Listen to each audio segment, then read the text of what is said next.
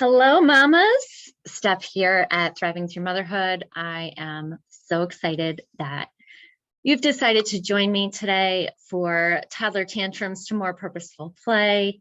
This is a laid-back workshop, so if you have questions, feel free to let me know. It's interactive because what helps you probably helps someone else. The question that you have is probably similar to what somebody else has. And a lot of the information that we're going to be talking about is general, but we can get more specific as we go because I have time built in for that as well. So we're going to go ahead and get started. I'm going to share my screen and I'm really just going to jump right into who I am. And we are going to start at the beginning, not at the end.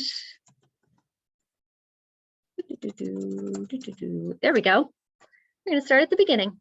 So yeah, we're going to talk about purposeful play, decreasing toddler tantrums to create more fun and play in your family's day. Now, the first thing I'm going to say is that tantrums are developmentally appropriate. And so they are expected. It's when little kids have big emotions and they don't know what to do with them. So that's where I'm starting today. But who am I? I am Steph Pellish, also known as Mama Steph, and I have experience as a pediatric occupational therapy, mostly in the early intervention demographic, which is birth to 3. So I have a ton of experience with toddlers, and I'm also a mama of 4. So I've had 3 in 4 years. So I had a 4-year-old, a 2-year-old, and a newborn. So I had 2 toddlers at one time and then a newborn. And then we just kept moving through the toddler phase. And now, 10 years later, I had another baby. So now I'm back in the toddler stage again, this time only having 1 toddler in that stage. But it is tough. It is my favorite age to work with and to work with moms to support them because you need so much support at this time. But as a parent, as a mom, it's probably not my favorite stage because it's hard. But they are so cute and they are so sweet, but they are so much work and so demanding. So that's a little bit about me. I now coach moms. I work with moms of kids who have special needs, who have developmental delays. I also work with moms who have neurodivergence themselves. A lot of the moms that I'm working with recently have their own diagnosis of ADHD or anxiety.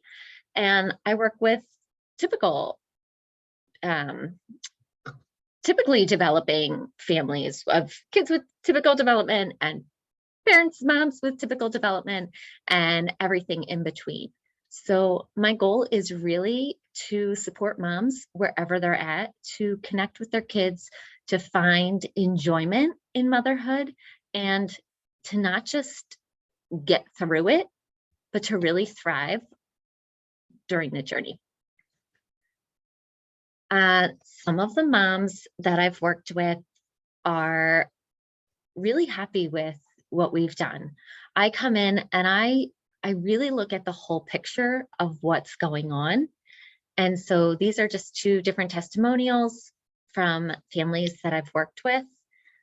This first family was this little guy, was such a sweet little guy. I came in and he was playing and mom talked to me about what a great player he was. And then we kind of looked at the play that he was doing and realized it wasn't really purposeful. And he was having a ton of tantrums. The play he was doing was repetitive and it was anxiety. He was trying to manage his own anxiety through his play. He wasn't really purposefully, well, it was purposeful for him because it was reducing his anxiety, but it wasn't really a rich, like fun, engaged play. And so I worked with this family a lot about how to get this little guy engaged in play, how to really expand his play. And I know that their family was super excited to see the progress that came along with that. I've also worked with older kids as well. And the second one is a mom who shared with me that she really felt that I saw the whole picture, that I was able to evaluate her child and see what other professionals haven't. Because I know so often when we come in with our professional hat on, we're like, okay, what are the goals? What are the skills that we're looking for? And as an OT, but as a coach, as a mom, I know that it's so important to look at the whole picture, at the whole dynamic of what is going on, not just with the child, but with the environment, with the family, especially what's going on with mom. If mom's anxious, the child's probably going to be anxious too. And so I look at all of those components, all of those pieces. And so today we're going to talk about play. We're going to talk about what should it look like, how to get our kids playing more purposefully.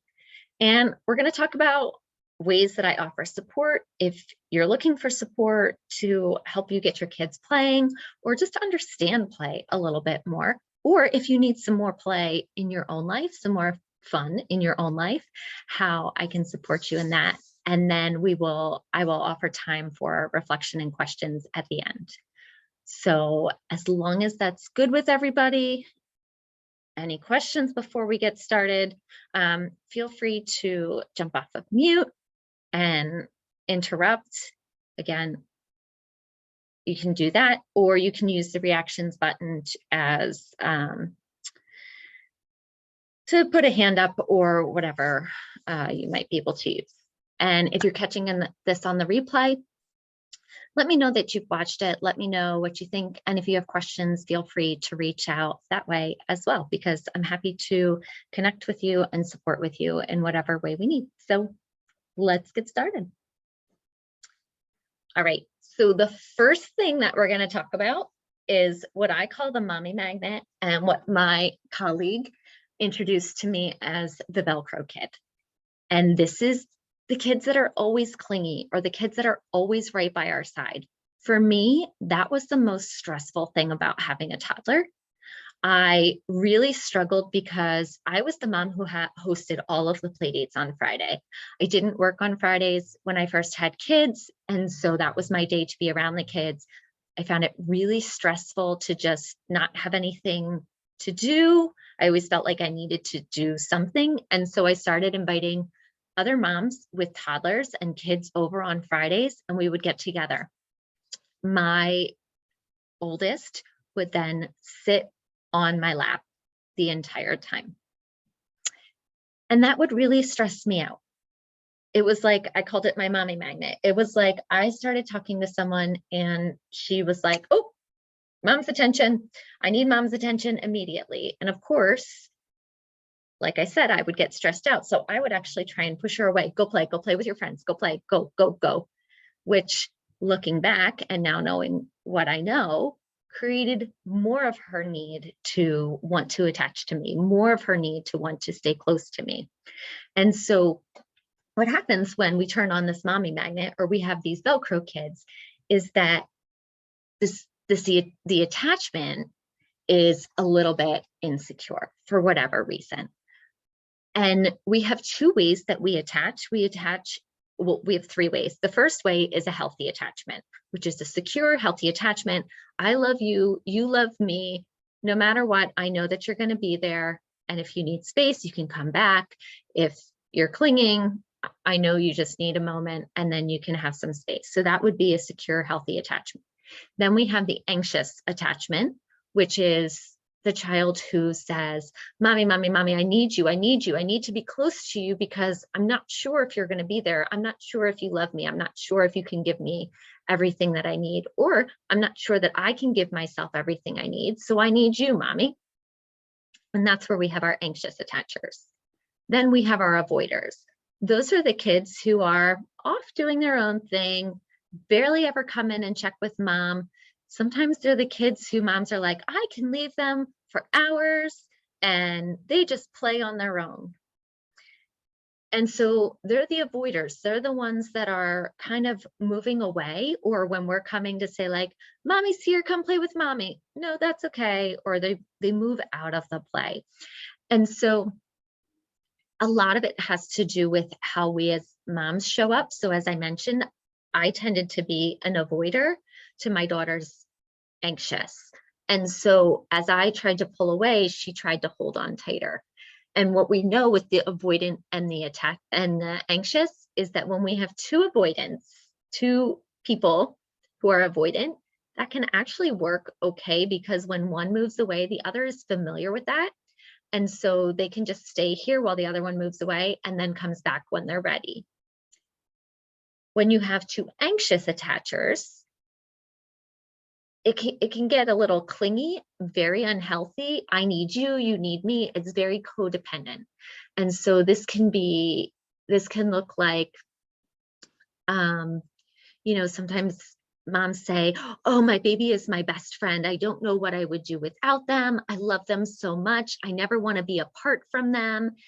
And then it's time to go to preschool or daycare, and the baby doesn't want to leave mom either. So now we have this difficulty securely removing that connection, knowing that it will still be there when we come back.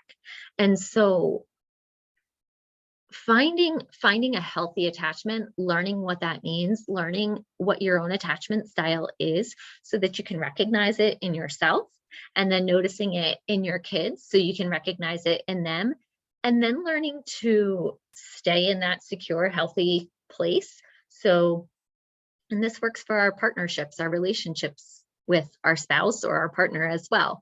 So if I'm anxious and my husband can stay secure and healthy, and I'm like, oh, I'm anxious, I need you. And he's like, it's okay, I can be here. I'm right here. I can now, okay, he's still here. I can settle. And now I can move back here again. If I'm avoiding, and I'm like, I just need space. And he stays here and he says, okay, well, I'll still be here when you come back. Well, now I can say, all right, I got my space and now I can come back. It's when we have an avoider and an anxious, and it just gets a little tricky. And so just recognizing those things, bringing that awareness can make a huge difference in our relationship with our kids. And so I'm going to speak specifically to both of these, but in particular with the mommy magnet and the Velcro kids. What can we do about it? We can spend uninterrupted quality time with those kids. So that means me and my child, face to face, talking about their day, being silly, whatever it is. It's not about reading a book. It's not about playing a game. It's not about building blocks. It is about you and me, mommy and me, in this moment of just true connection. And when we connect with our kids in that moment, we're also looking for them to disconnect. So one of the ways that we recognize when a baby is overstimulated is they start to play, they make eye contact, they're smiling, they're babbling. And then as they start to get tired, you see they start to turn their heads, or their vision starts to move over, and they still want to engage, but that's kind of their cue that they're getting sleepy. And so with toddlers, we're kind of looking for that same kind of cue. We're looking for they're playing, they're engaged. And now they're like, oh, I see a book over there, or, oh, I want to go do, and they're ready to move on because they felt that secure connection. They've felt that they've filled that need that they've had. So now they can move on to the next thing. And that's when we can securely move apart in that moment. And so we're giving them a little bit of control about how long it lasts. And with their attention, it's usually not too long. So even 5 to 10 minutes, a couple times a week, can make a huge difference for these kids. All right, so why toddler tantrums happen? So this is where I mentioned at the beginning, they are developmentally appropriate. And so remembering that in the moment can be helpful, because when we remember that what is happening is supposed to be happening, it allows us to feel safe.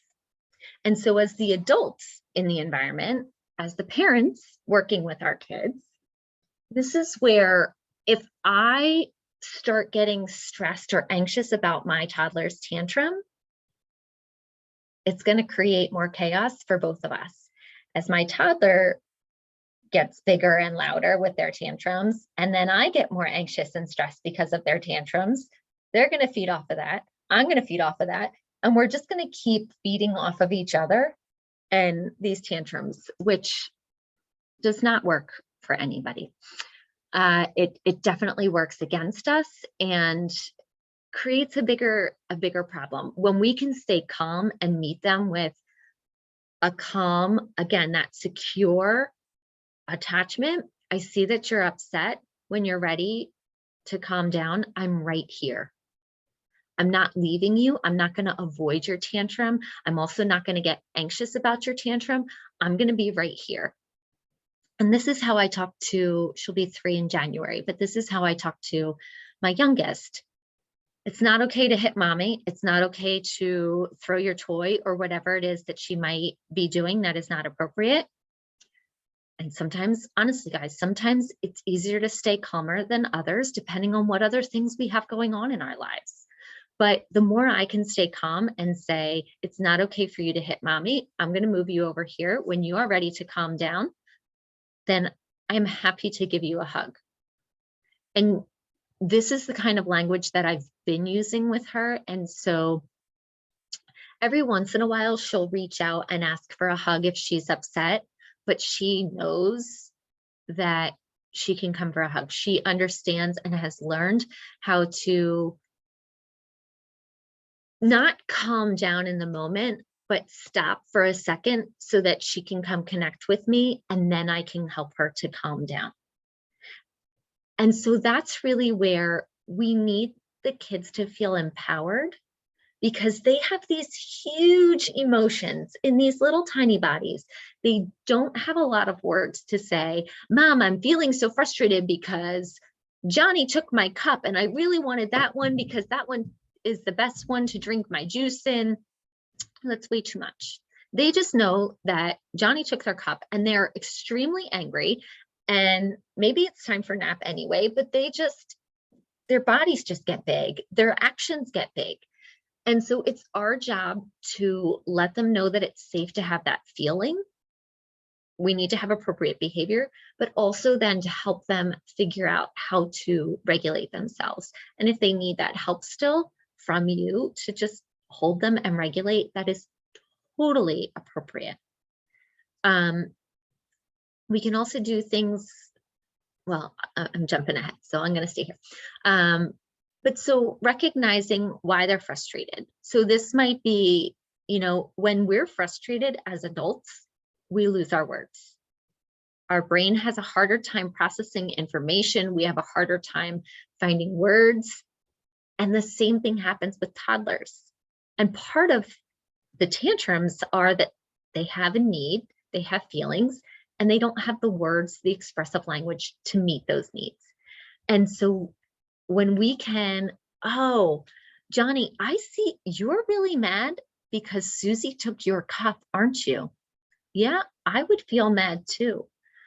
Oh, what can we do? We can stomp our feet. We can give a big hug. When I get a hug, I feel better. When I stomp my feet, it makes my body feel better. Giving them an appropriate way to express that frustration can be huge. And then strategies to decrease tantrums. Here's where, again, we can't be identifying everything for our little ones all day, every day. It's just not realistic. But one of the things is, like I said, identifying, oh, it looks like you're getting mad. It looks like you're doing or feeling a certain way. And you can ask them, is that right? My 2-year-old understands some of her feelings. And she just learned the word frustrated a few weeks ago, which cracks me up because she'll say, Mommy, are you feeling frustrated? Because one night I was putting her to bed and she wanted to read probably 1 million books, and I was done. And she said, she asked me if I was sad. And I said, no, Mommy's not sad. Mommy's frustrated. I'm ready for you to go to sleep. And she's now used that word in her vocabulary a handful of times at 2 that my other kids, I never really taught them how to express that emotion until they were a little bit older. But when we start teaching our kids and we start modeling and demonstrating these things, they learn them because that's what they're seeing. Another way to decrease tantrums too is offering a break. So a lot of times we'll call it a timeout, but if we can offer a break from what's happening before it gets to the tantrum, that's really helpful. Providing kids with a quiet space, a safe space, kind of like I know with my youngest, if she has decided that she wants something and she needs something, the quickest way to avoid a tantrum is to divert attention. Oh, I see that you want, I know that you want to show on mommy's phone. We can do that later, but right now let's go see if we can find the picnic basket or something else that's preferred, that's appropriate in that time. And giving them that alternative, one alternative option can be really helpful because they're already focused on something. So giving them choices may not be helpful in that moment, but giving them some empowerment of how about we go do this and then later we can do the thing that you really want to do. All right, so here's where, let me just ask, are there any questions at the moment? You can go ahead and put them in the chat or unmute.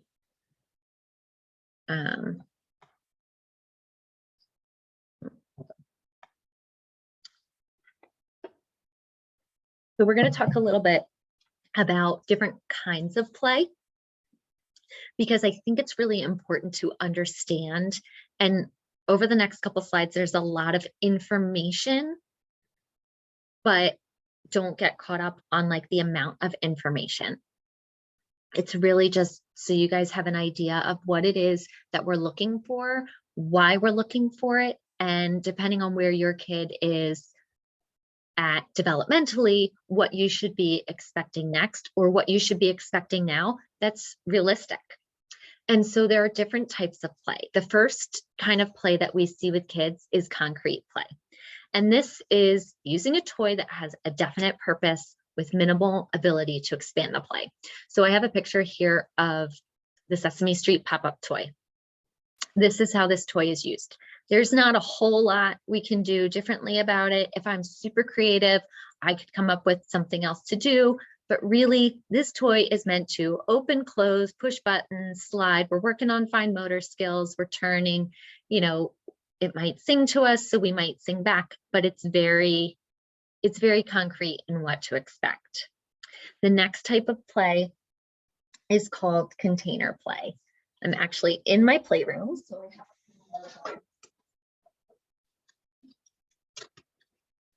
I have play would be like we put things in and take them out. So this would be like your shape sorters, your puzzles.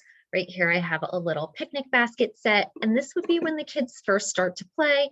We might put the plates and the food into the basket, and then we take them out, but we're not really engaging with these toys just yet. Maybe we're setting them up a little bit, but this is where babies and younger toddlers are dumping, and they destroy the room in 30 seconds before you even know what's going on. We call those the tornadoes, right? Because they just come through and they dump and they dump and they dump. And part of that is because they want to see it all. They don't know what's inside of those containers. They want to see. It's part of that, it's called object permanence. When something disappears, peekaboo, it's a surprise, because little kids are still learning that when something is behind a door or inside of something like this basket, it's still there. And so that's fun for them to discover that something is still there, but now they want to see everything that's in there. And so that's container play. Cause and effect play, that's same thing with this Sesame Street toy. I do something, I get an immediate reaction. It's a lot of our toys that make noise, light up, and so forth.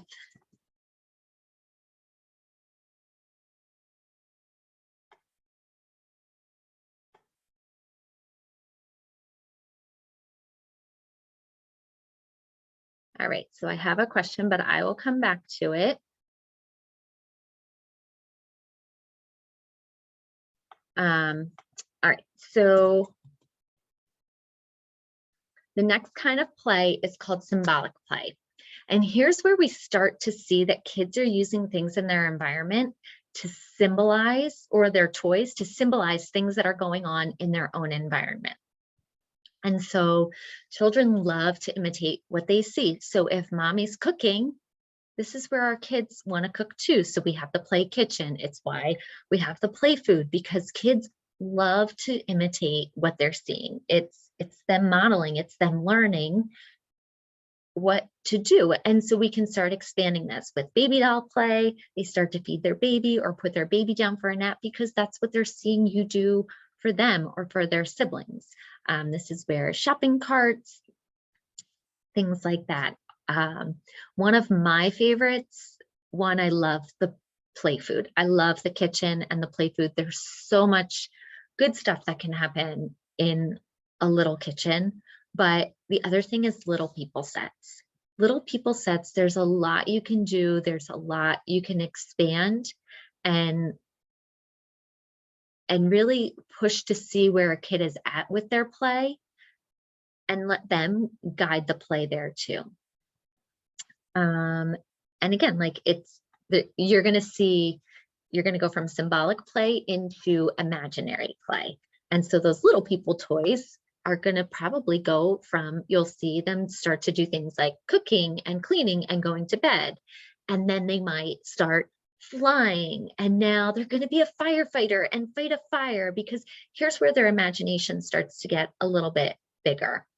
And so when we think about imaginary play, a lot of times we kind of put that symbolic play in there as well. It kind of gets encompassed, but they are separate. So this is where I love dress up clothes. Blocks can be added and used with anything. Creativity with toys is definitely something that I am really good at. So if you have a toy that you are stuck on, let me know, because I have been in some homes working in early intervention. Sometimes I show up at a new family's home and there are not a lot of toys, or we have pieces of toys and not the whole thing. So I have to be very creative, think on my feet, and we'll talk about a little bit how to do that in a couple of minutes. But so that's imaginary play. We've got sensory motor play. And so I think this is where I'll put in, so one of the questions in the chat is about a little one that hits herself in the head, hits her head off the floor or whatever she can find. And so some of our kids get really frustrated. And like I said, they have these big body reactions. And when you hit your head off of a floor or off of something, two things happen. One, you get an immediate reaction from the adult that is around you. Two, you get a lot of input through your head by banging it like that. It really hurts. But when we have kids who are frustrated and don't know what to do with that emotion, sometimes they'll do some kind of self-injury or self-harm, or look for like a big body movement like that, almost to mute the other stuff that's going on.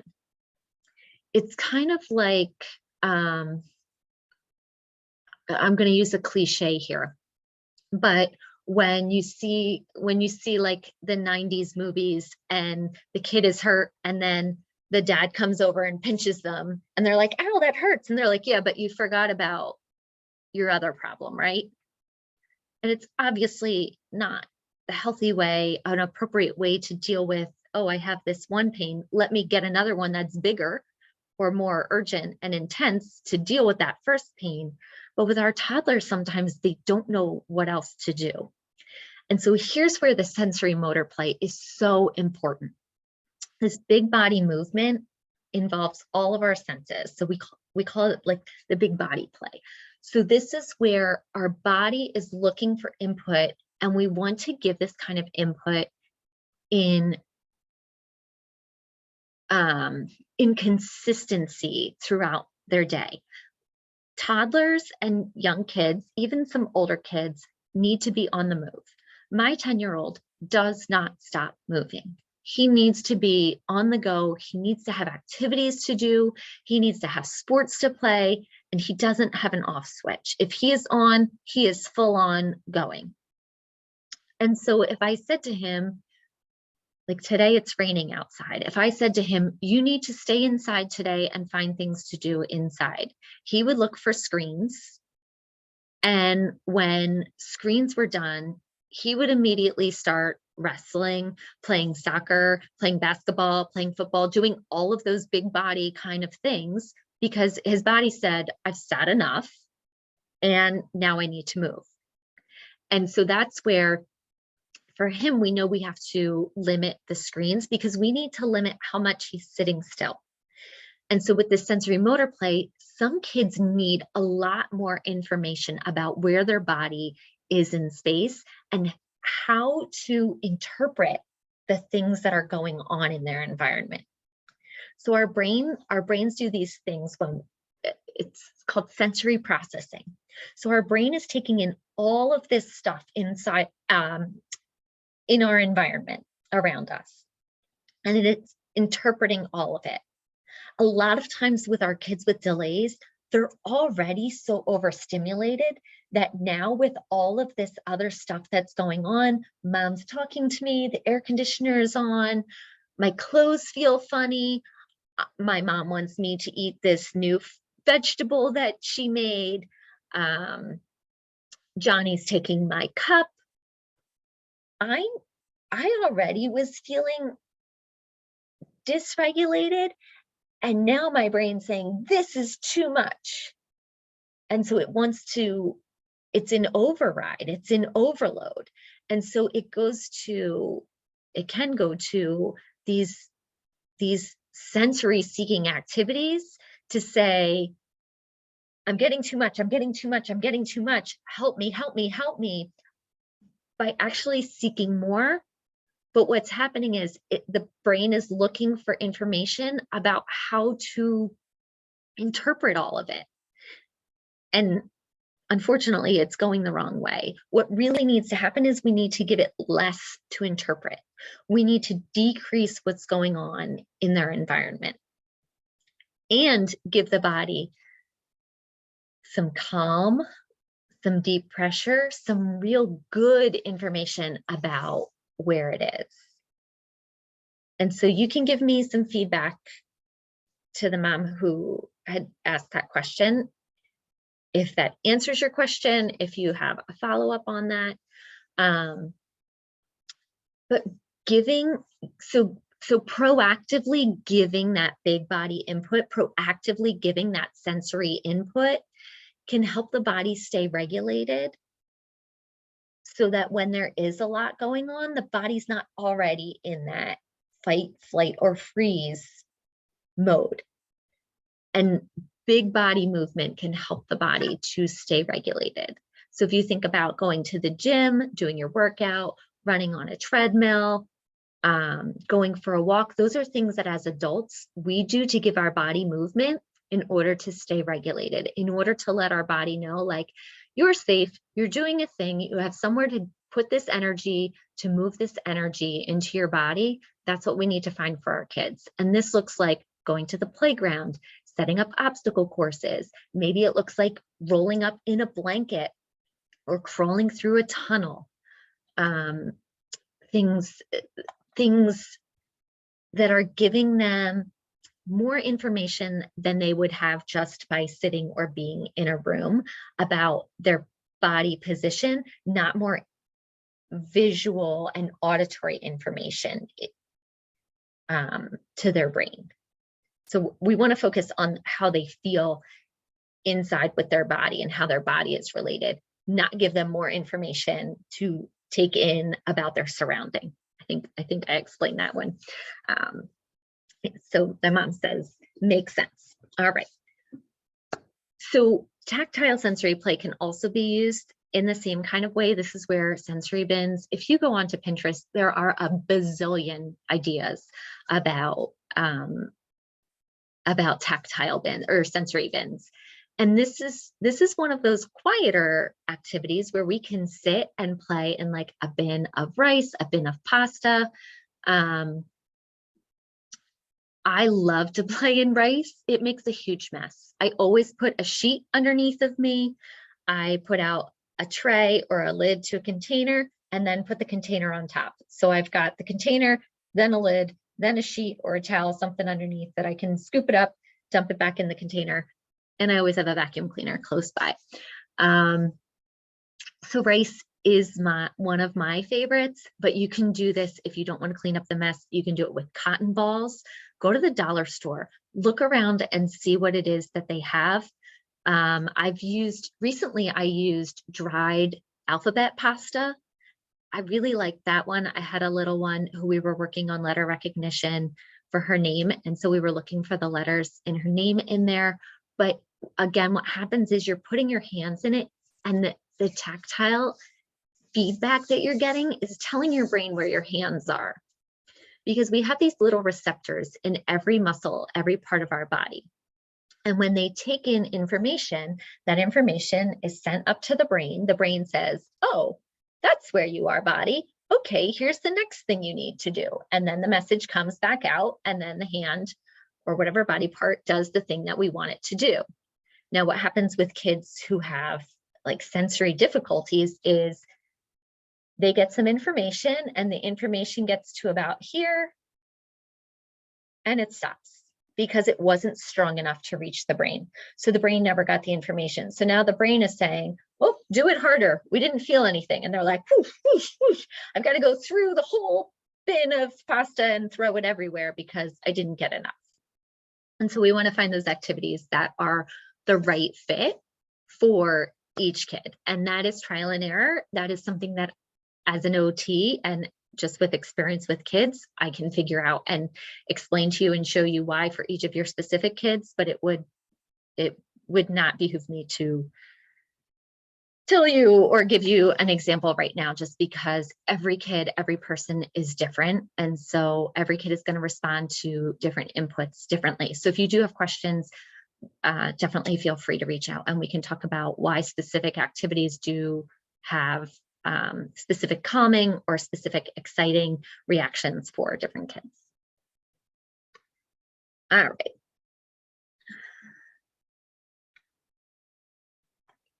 Sometimes my screen is moving and sometimes it's not. So we already kind of talked about the concrete and the abstract. The concrete is setting up the foundation for the abstract play. It's setting up like those learning concepts, things like colors, numbers, very, very black and white type thinking. And then we get into more of that gray area thinking, which does not come. We see some of that abstract play in toddlers, but the real true like gray area thinking abstract play comes much later for our little ones. So I'm just going to go through the ages and stages so you can find where your kid might be at. Unoccupied play, birth to 3. This is where babies are just doing their own thing. They're trying to figure out how their body moves. They might catch a rattle or might catch their play gym, but for the most part, they are just moving around and figuring out how it is their body relates to its environment. And when they're in a swaddle, they feel good. And when they get out, it's like, oh, what do I do with all of these parts, right? And again, like that's a little bit of that sensory piece. Like, what do I do with all of these parts? So we need to kind of integrate all of it and say like, oh no, here you are. This is where your body is. This is how it works. And then we move into solitary play when a baby or a young toddler plays alone. And this doesn't mean that they're not playing with you or next to you or able to engage back and forth with you. But when we're really looking at their play, they're doing their own thing. They're not really interested in playing with friends. They're interested in building their own thing. And then as they get a little bit older, they're kind of looking at their friends. So you might have like Johnny playing next to you with the picnic basket and Susie's on this side playing with the baby dolls. And they look like they might be like checking out each other or wanting to take each other's toys, but they're not really playing together yet. And then you get to associative play, where they're starting to interact. So there might be like Johnny's building a bridge and Susie wants to push the car under the bridge, but she's not really interested in helping Johnny build and push under and take turns, go back and forth. It's more about playing with the toys that the other kids have. And then around 4, even a little bit older, that's when we expect cooperative play. So when we're asking for a 2-year-old to take turns and to share and to play with the same toy as somebody else, it's really not fair, because developmentally, they are not yet there. And that, especially in daycares where there are a lot of kids and not as many toys, we do. And we want to teach those skills and we want to model those skills and we want to work on turn taking, absolutely. But realistically, when it comes to what developmentally is appropriate, playing together in a cooperative way really doesn't come until about 4 years old. All right. So, like I said, I know that was a lot of information about what play is, the stages of play, what it should look like. I'm going to talk a little bit about how to play. So the first thing I'm going to say is figure out what you enjoy playing with. As an early intervention OT, I love to come in, meet a little guy, meet a little girl, and engage immediately in some kind of sensory play. That is the kind of play that I enjoy. I want to play some hide and seek, some peekaboo. It's also a great way for me to introduce myself, because here's where the new kid I might be meeting might be anxious because I'm a new person. And if I say, oh, I'm here, but I know that you're bumping against my closet. I know that you might not be ready for me to get close or for me to come share your toys. So I'm just going to hide. And then when you're ready, you can come to me. You can come find out where I am. And I might make like some noises, or I might be talking to mom to see if mom will come find me, or if to see if mom, like usually a lot of times the kids will go get mom to bring them to find me to see like, mom, who's this new lady? Is she safe? Is she okay? And kids love hide and seek, peekaboo. So it's a really great way to engage. And it's a really great way to play, especially for me, because I'm more of a sensory motor player. I love to bring in a blanket swing. Almost, I think every house I've ever been in has a blanket somewhere. And so I can take a blanket, put a kid in a blanket, and we can do a swing. We can do row, row, row your boat. We can sing different songs. I can hold a side. Mom can hold a side. So now I'm teaching mom what to do. Mom's engaged in the play. Because really, when I come into a home, my goal is to connect with your child. My goal is to connect with you and your kid, but my goal is to connect with you and to teach you what to do when I am not there. If I come in and I play with your child, hide and seek and swing on the blanket and play little people for an hour, and then I leave and you don't know what I did or why I did it, you're not going to be able to replicate that. And you're not going to understand the why to do it with the same intention. And so you might pull out the blanket swing, but maybe I've been going really slow and looking for Johnny to ask me for more blanket swing. But when you do blanket swing, you're just doing it fast and you're doing it because he's giggling, which is totally fine. But my intention is different. So I do a lot of teaching about intention of activity and the reason why, or the reason behind it. Again, this is where I kind of got into the sensory play of like what works for one kid does not work the same for another. So it is trial and error. And so here's where we've got to figure out, is Johnny a fast swing kid, a slow swing kid, and why and when? And so that's where I'm teaching you those things when we work together so that you can figure it out. And so that when we know that Johnny needs X, well, as an OT, I've got a whole bag of tools that I use. And so if I know that Johnny likes X for this reason, here are 10 other things that I know other kids similar also like that work for them to get the same kind of result. And maybe he'll like 5 of them. And maybe 2 of those don't really work for your family because you just can't fit them in, or it just, for whatever reason, it just doesn't work. So we still have 3 more to try that work for you. And then Johnny's having a much better day. He's getting his needs met and having a lot less tantrums because he's already getting those needs met throughout the day instead of only after he's having the tantrum. All right, I know I went on a little bit of a tangent there. So let me come back. All right, so best way to model play. 1, get engaged, have fun. So this is where I was saying, know what's fun for you, because when you're having fun, that's when your kids will have fun. So get down on their level or bring the kids up to their level. If you don't want to sit on the floor, fine. I'm actually sitting in my kids' chair in our playroom right now. Sit there, put them at a chair at the play table. Sit on the couch together. Put a blanket over the back of the couch to cover both of you. So bring them up to your level, wherever you might be. Observe where their skills are. Observe what it is that they're doing. So, hang on one second. Okay. So we're going to observe what our kids are doing. And then we're either going to start there or start even a little bit lower. So let's say I have, I'm going to stop sharing my screen just for a second so that you can see me. Okay. So let's say we have Duplos and your kid is working on Duplos and they're just stacking them. And that's about the skill level that they're at. They're stacking. Okay, well, I'm going to go get my own Duplos. And while Johnny's stacking his Duplos, I'm just going to sit next to Johnny and I'm going to stack my Duplos too.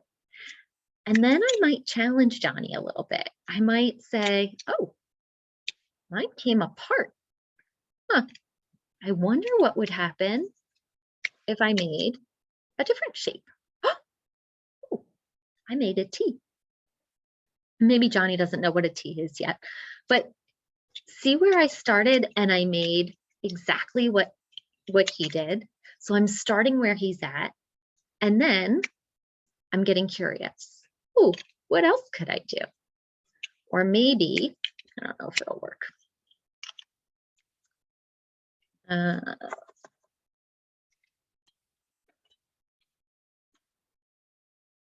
I don't have enough blocks. But one of my favorite things to do is to build a window with Duplos and to look for the kids through the window. Kids think it's hilarious. Again, like it's the idea of, oh, there's something hidden behind this window, or I pretend to take their picture with a camera, just put some blocks together. Oh, I'm going to take your picture. And so I've just taken their stacking of blocks. I've expanded it. I've created a new idea for them. Or we can just kind of watch what it is that they're doing and just keep following them. So when they're little, we have to kind of show them some new ideas, but we also want to give them space to create their own new ideas. So if I create a window with my blocks or try and take a picture of them, maybe the next thing they'll do is create a phone. But if I'm too busy creating my next thing, I might miss the fact that they just created a phone and they're trying to call me on their block phone. There's actually, and I might have it in a later slide, but there's actually research that shows that toys that don't make noise create more language opportunities for toddlers. It creates more connection between mother and child or caregiver and child during play dramatically. And so I do oftentimes encourage families to not use toys that make noise or light up or do something for you. So that's where like the play food is great, blocks are great, little people are great because they're not doing the work for you. It encourages the creativity. It encourages the need to figure out what you're going to do next. And this leads right into my next point of go quiet. This one took a lot of practice for me, and it takes a lot of practice for some of the moms that I work with too. Sometimes, just like the toy, we tend to want to tell our kids everything. We want to narrate what they're doing. We want to ask them a million questions. We want to test them to see, oh, we have these blocks. What color are these blocks? Did you see what color these are? This one's a blue block. This one's a pink block. This one's a yellow block. It's too much. And so when we get quiet, oh, I have a blue block.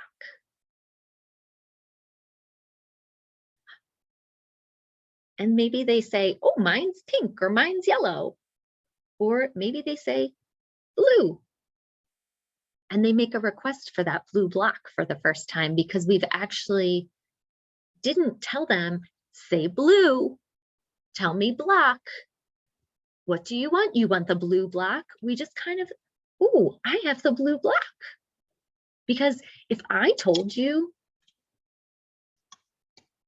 if I said to you, here, you really want this iPhone. This is the best iPhone there ever was. You really want this iPhone. You might be like, oh, okay, I should ask for this iPhone. Great. But if I was like, oh, this iPhone is amazing.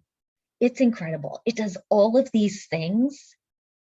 And I can't even tell you what this iPhone does. It's so cool. And I start using it and you see me using it. You're much more likely to feel like, oh, I might like that too. Because again, we're empowering our kids to use their words. We're empowering them to make the request instead of telling them to make a request. And then we get into that just right challenge where if I have a little one who can't get these blocks on into a tower, I'm not going to suggest that we build a house. I'm going to start with just stacking and building a tower. And I might not start with blocks that are going to fall over. I might start with blocks that are going to stick together and stay together so that if it gets knocked over, it's not as disastrous as just regular blocks that all go in a pile. And so it's knowing how to push just a little bit to get what you want without completely losing their interest and without creating a tantrum.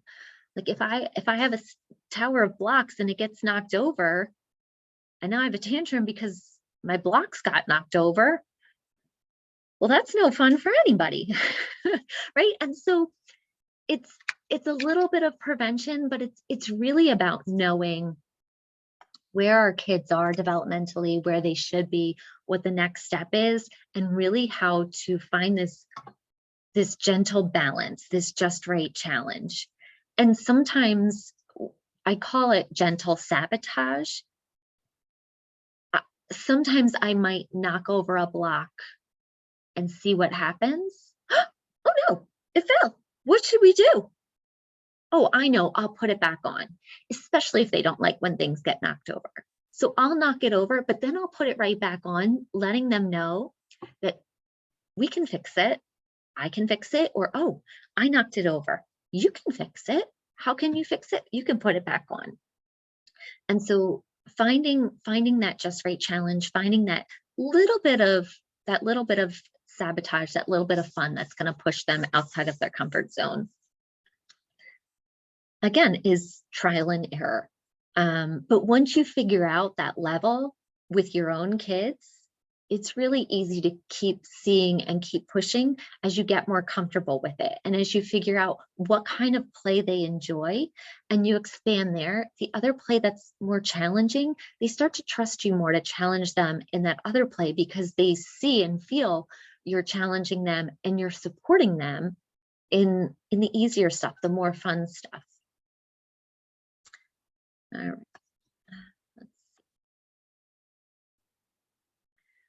So I have some examples of some structured play, which is really just play that has a clear plan, board games, art and craft projects, obstacle courses that we put together. A great way to do this with kids who have a concept or understand is to set a timer. So that's something that I recommend for a lot of families, a lot of moms, is to set a timer for yourself. We are not meant to play with our kids all day, every day. Let that sink in for a moment. You do not have to give your kids attention all day, every day when they are home with you. It's okay. But when we're intentional about the time that we're spending with them, when we spend 10 minutes of real connected play and communication and engagement, it is so much better than an hour of, oh, what block did you use? Oh, you were using those blocks? Great. Yep.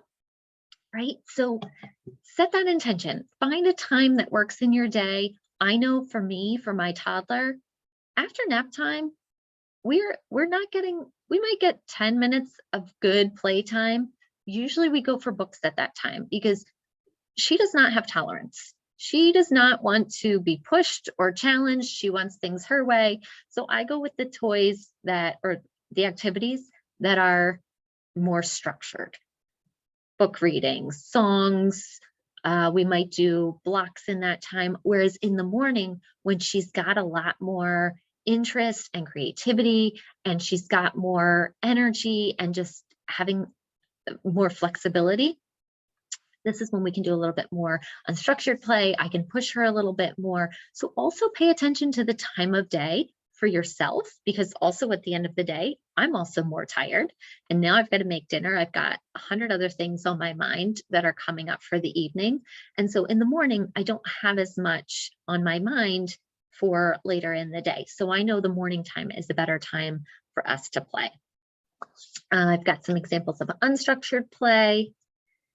And then again, ways to incorporate play into your own routine, setting a timer, setting an alarm to remind you it's 10 a.m. I said I was going to play with her at 10 a.m. today. That's the time that I'm going to do it. And build it into your routines. Laundry, cooking, cleanup, bath time. When you're working, when you're watching TV, all of those things can be time for you to incorporate play into your routines. I want to be mindful of your time. Yep, this is the last slide. So I'm just going to run through it really quickly. This really looks at how we look at toys, how we look at an activity, and how we break it up into different components or steps so that we can find that just right challenge. I'm not going to model this today, but if you have questions about it or anything, feel free to reach out and let me know, and we can talk about it. We can talk about your specific kids, your specific situation. I'd be happy to do that. And so ways to work with me. Right now, I'm doing ongoing one-on-one virtual coaching.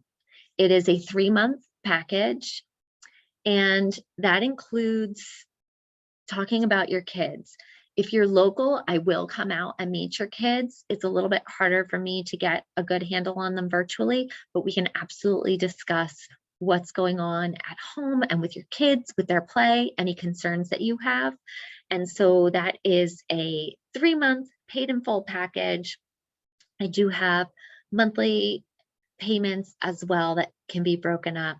I have the 45-minute overwhelmed mama calls that I know many of you have seen, but I offer a 90-minute virtual thriving life assessment where we look at all of the areas in your life. We go back to that holistic that holistic plan, that view of everything that's going on in your life, in your family's life.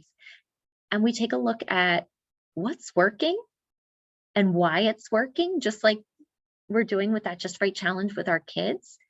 And then we put it into those other areas so that you can show up really well for playtime with your kids, so that you can show up connected and secure in your attachment with your kids, your partner, the other people that are in your life.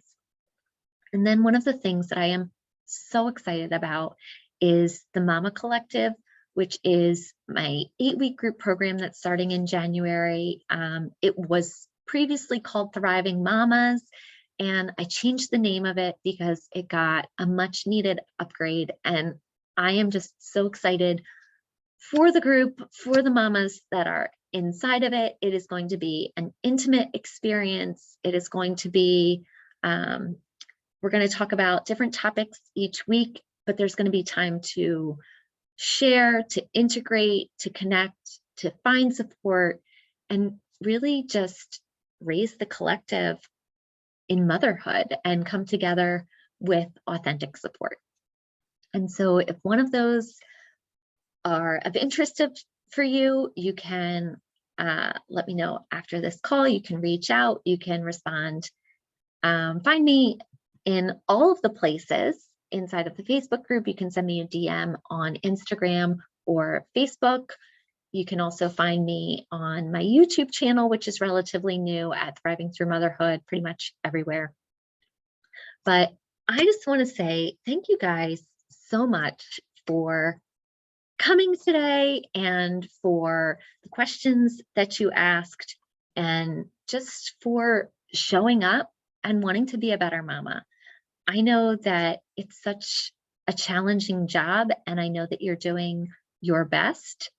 And I just want you to know that it's not going unnoticed, that I see you and I'm supporting you. I support you already, but if you need more support, I'm here for you. I always say, ask for what you need and know I'm here to support you if you need it. But thank you so much. I really enjoy sharing and teaching on this stuff and connecting with other mamas. So thank you. I want to go to any questions that we might have, if anybody has a question.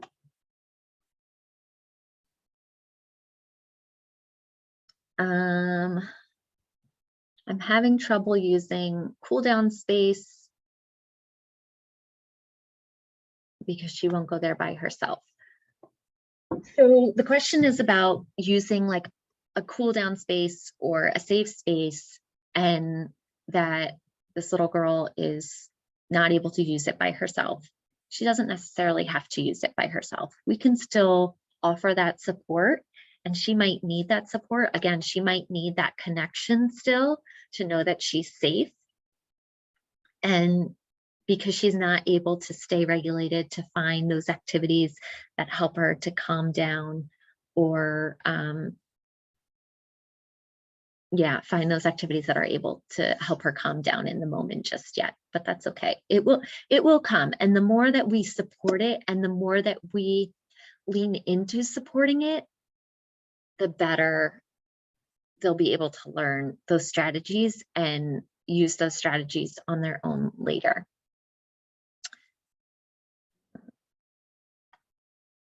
Stop sharing my screen so you guys can see me. Any other questions? Nope.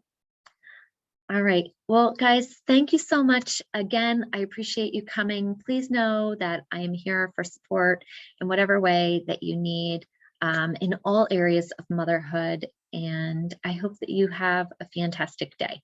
I'm sending you lots of love today, Mama. Mwah. Bye.